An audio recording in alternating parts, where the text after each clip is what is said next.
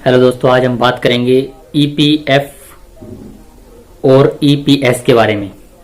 EPF और EPS के बारे में, जिसमें फार्मूला 2022 की जो फार्मूलेशन हुई है उसमें क्या बात हुई है। ईपीएस 95 पेंशनर के मतलब बढ़ोतरी जो है उसका इंतजार अब हुआ है ख़त्म। पूरी इसमें बात करेंगे, जुड़े रहें वीडियो से। अगर चैनल पर नए हैं तो चैनल को सब्सक्राइब कर दें। सब्सक्राइब करना आप भूल जाते हैं, वीडियो तो आप देख लेते हैं। तो शुरू करते हैं। EPS EPF formulation 2022 right time of fax pension. Pension के पुराने फार्मूले के मुताबिक एम्प्लॉय को 14 साल पूरा होने पर 22 जून 2030 से करीब 3,000 रुपये पेंशन मिलेगी। लेकिन अगर पेंशन की ceiling calculation on in hand salary खत्म कर दी जाए तो जाहिर तौर पर उसी एम्प्लॉय की पेंशन कई गुना बढ़ जाएगी। जानिए पूरी इसमें बात जो क्या है। Employ pension scheme.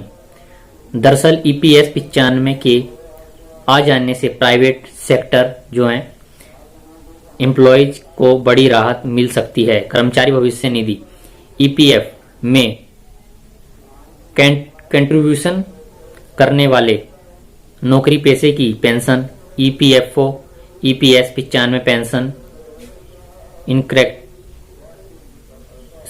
स्टेटस में कई गुना का इजाफा हो सकता है, जो है कई गुना बढ़ सकती है। दरअसल ईपीएफओ बोर्ड जल्द ही इस पर फैसला ले सकता है। माना जा रहा है कि कर्मचारी पेंशन योजना 95 के तहत 333% तक पेंशन बढ़ सकती है। ऐसे कई गुना बढ़ सकती है ईपीएस पेंशन।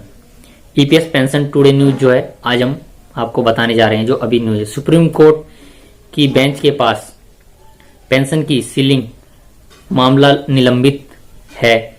इसमें कई लेवल पर सुनवाई जो है हो चुकी है। यूनियन लगातार मांग कर रही है कि पेंशन पर लगी कैपिंग को खत्म किया जाए।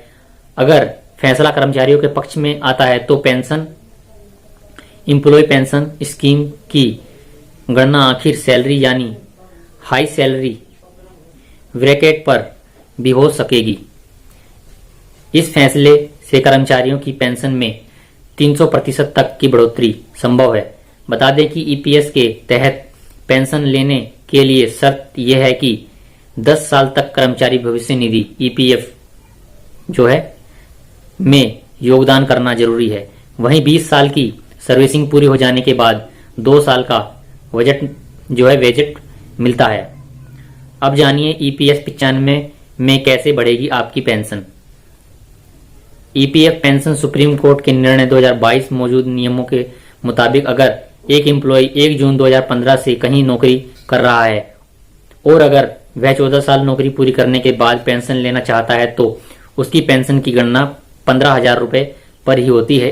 भले ही कर्मचारी 20,000 रुपये की बेसिक सैलरी में हो या फिर 30,000 रुपये की।